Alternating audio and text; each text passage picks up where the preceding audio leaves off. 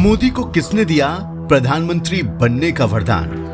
क्या मोदी को मिला था भगवान शिव से वरदान, या फिर मोदी पर कृष्ण ने की कृपा, या फिर मोदी पर महाअवतार बाबा जी हुए थे मेहरबान? दोस्तों, आज द कर्मा आपको मोदी जी के बारे में ऐसी बात बताने जा रहा है जिसे सुनकर आप भी हैरान रह जाएंगे। नरेंद्र मोदी मेहनत से प्रधानमंत्री बने हैं, ये तो सच है, लेकिन आप भी जानते हैं कि बिना ईश्वर के कृपा के प्रधानमंत्री बनना संभव ही नहीं है। तो आखिर मोदी जी को किस ईश्वर की कृपा मिली थी कि वो भारत के सबसे शक्तिशाली प्रधानमंत्री बन सके?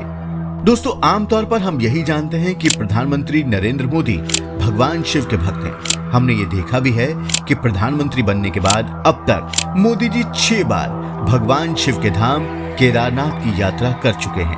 हम ये भी जानते हैं कि मोदी जी शिव के नगरी वाराणसी से ही चुनाव लड़कर भारी मतों से जीतते हैं। हमने ये भी देखा है कि मोदी जी ने काशी कॉरिडोर का निर्माण करवाया। इसके अलावा भगवान शिव की नगरी उज्जैन में भी महाकाल कॉरिडोर का उन्होंने निर्माण करवाया। केदारनाथ जाने के लिए 4 धाम महामार्ग का निर्माण भी तेज गति से चल रहा है। लेकिन आप ये जानकर हैरान रह जाएंगे कि न केवल भगवान शिव बल्कि नरेंद्र मोदी पर भगवान जगन्नाथ भी कृपालु रहे हैं। अगर आपको याद हो तो मोदी जी ने साल 2014 में लोकसभा चुनाव के ठीक पहले ओडिशा के जगन्नाथपुरी मंदिर में जाकर दर्शन किए थे। पुजारियों की माने तो वहीं भगवान जगन्नाथ से उन्हें प्रधानमंत्री बनने का आशीर्वाद भी मिला था। दोस्तों, आप तो जानते ही हैं कि भगवान श्री कृष्ण का नाता जितना उत्तर प्रदेश के मथुरा से रहा है, उतना ही द्वारिका और ओडिशा के पुरी नगर से भी रहा है। जहां मथुरा भगवान श्री कृष्ण की जन्मभूमि रही है, तो द्वारिका भगवान श्री कृष्ण की कर्म भूमि रही है। पुरी की बात करें तो वहां तो भगवान श्री कृष्ण का हृदय बसता है। पौराणिक कथाओं के अनुसार जब द्वारिका समुद्र में डूब रही थी, तब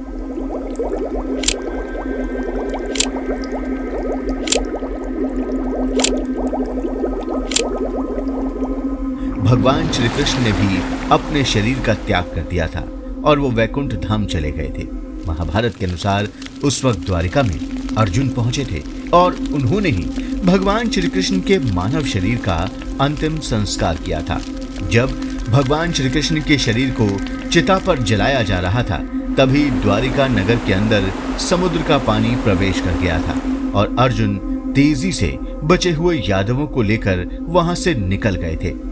इसके आगे की कहानी दूसरे ग्रंथों में मिलती है। कहा जाता है कि भगवान श्री कृष्ण का शरीर पूरी तरह से जला नहीं था और उनके हृदय का भाग समुद्र में बहते हुए पुरी के समुद्र तट पर जा पहुंचा था। ऐसी मान्यता है कि आज भी भगवान जगन्नाथ की मूर्ति के अंदर भगवान श्री कृष्ण का वही हृदय लगा हुआ है। ऐसी मान्यता है कि श्री कृष्ण का हृदय आज भी जगन्नाथ जी की मूर्ति के अंदर धड़कता है।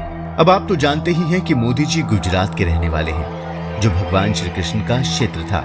अब ये हो सकता है कि मोदी जी ये जानते हों कि भगवान श्री कृष्ण के हृदय में भारत के भविष्य को लेकर क्या चल रहा है। इसे जानने के लिए जगन्नाथ मंदिर जाना जरूरी है।